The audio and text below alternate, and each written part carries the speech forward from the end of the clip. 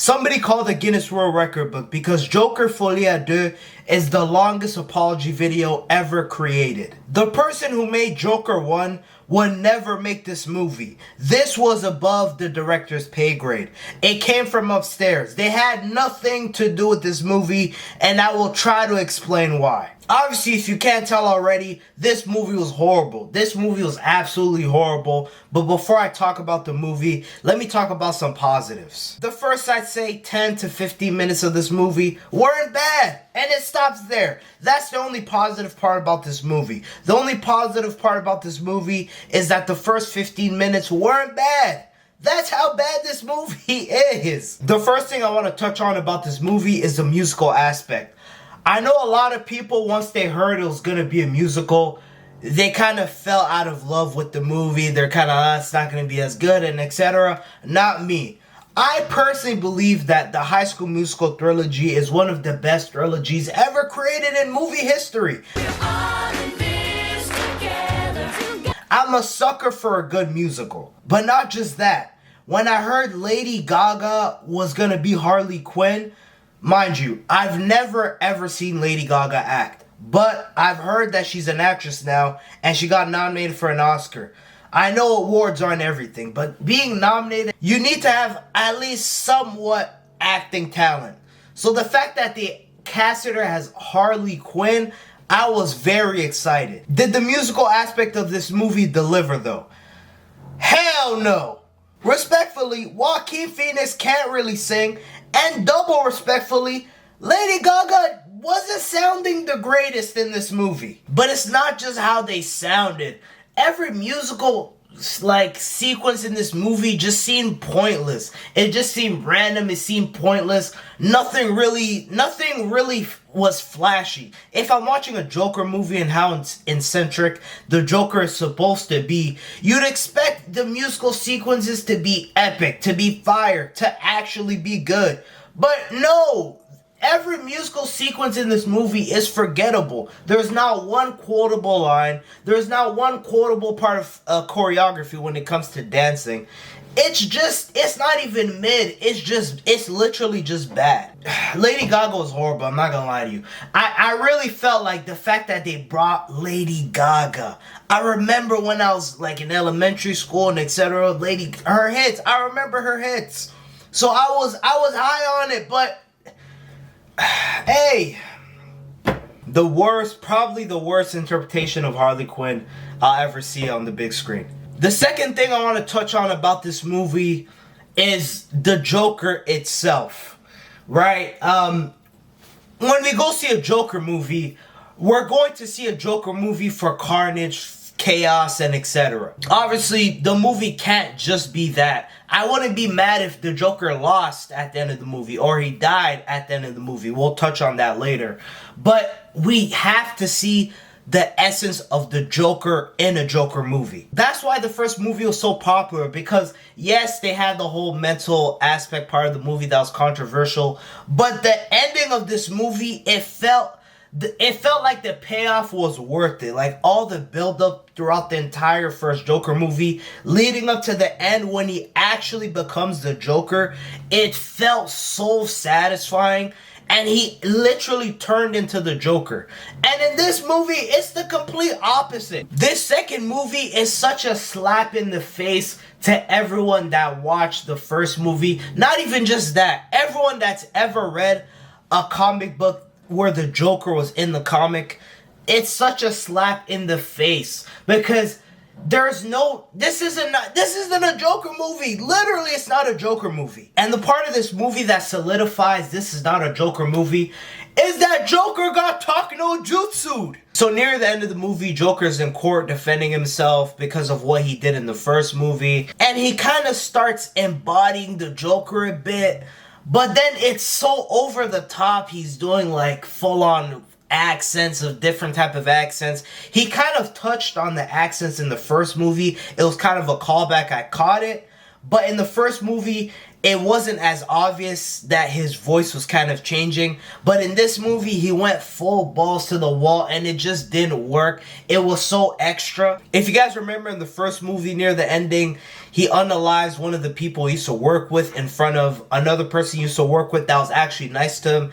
I forgot the name. It's some guy, he's like a dwarf in the movie. And mind you, he might not be a dwarf in real life, because in the second movie, when they're in court, he literally looks like CGI. His face, everything about him literally looks CGI. That's how horrible this movie is. What kind of camera work? What were y'all doing in this movie? But anyways, he's in court like he's a witness for Harvey Dent. Mind you, Harvey Dent was horrible in this movie. Like, he just came off so smug. It was just, the actor was overdoing it with Harvey Dent. But anyways, the dwarf guy's testifying against the Joker, and he starts crying and etc. Joker's kind of making fun of him.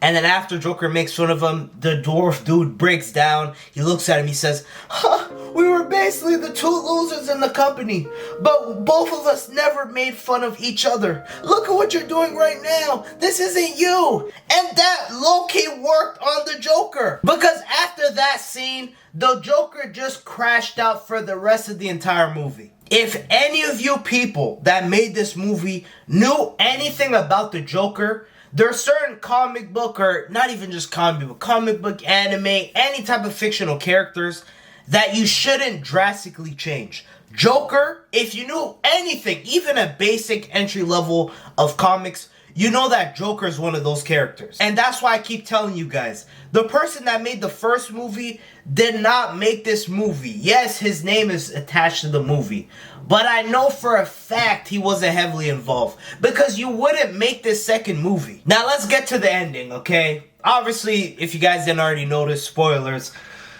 The ending of this movie is one of, if not the worst ending I've ever seen in my experience going to the movies. Because throughout the entire movie, when Joker's in jail, there's this one character in the jail where I don't even think he talks throughout the entire movie. If he talks, he says like one word. But every like 25 to 20 minutes of this movie, they would literally just zoom in on that character on the side with him just making weird faces. They'd literally pan to him and he'd just be like,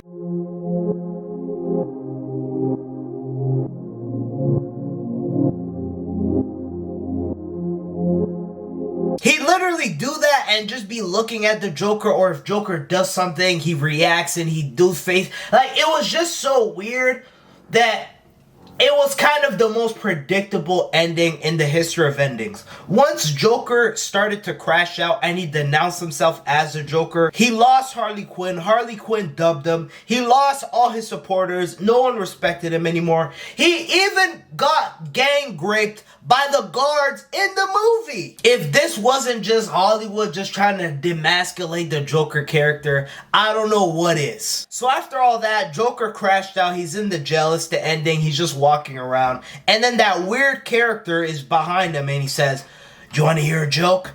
Once he said that, we kind of, even if you haven't watched the movie, you kind of know where this is going. So he says the joke. The Joker is kind of confused. And the guy takes out a knife. Bam! He stabs him like 10 times. And then the Joker is bleeding out. And then he obviously gets unalived. And as he's getting unalived, the other weird dude's like on the side. Then he starts laughing, right? But then he starts laughing like, kind of like the Joker, right? And it's kind of like, whoa, wait, what the heck? And then you could see him with the knife. He has the knife. And then, so basically, the first two Joker movies, it wasn't actually the Joker. Arthur Fleck, he kind of birthed the idea of the Joker, and this weird inmate dude was the actual Joker. The first two Joker movies are basically a lesson to the audience on, yes, he actually became the Joker at the end of the first movie, but he paid the price in the second movie, and he never really fell for Harley Quinn on how, oh man. All the marketing, oh, this is going to be a Joker and a Harley Quinn movie. It was all fake. It was basically a message. And I don't know about you guys. I'm so sick of Hollywood and their fake woke agenda. Like, miss me with your holier-than-thou high horse agendas. Miss me with that shit. Because like I said, most people were not actually psychotic. Like, we know this is a fictional character. Where sometimes it's cool to just watch a show or a movie about a villain and root for the villain. Like, you guys don't understand the Joker character clearly, and God, oh my gosh. Before I end this video, I have a message and some advice to the people that were actually behind Joker Folie à Deux. So what I need you guys to do is, first off, get a notebook. You have the notebook, cool. Now that you have the notebook, get a pen. You have the pen, cool. Now that you have the pen, I need you to sit down, and as you're sat, I need you guys to start developing some actual balls, right? Start developing actual balls. And when you guys actually have balls, start developing original material. Original source material. Original content. Start writing original ideas from your own head. Stop hopping on already successful movie franchises, TV franchises, video game franchises, like opportunist parasites. Stop hopping on something that already has an established fan base for something completely opposite of what you guys want to do. Jump in it and start force-feeding your own agendas onto people. I'm not mad at people force-feeding agendas, but stop hopping, because that's the new wave. They want to hop on stuff that already has a fan base and etc. And they want to start implementing their own ideas. No.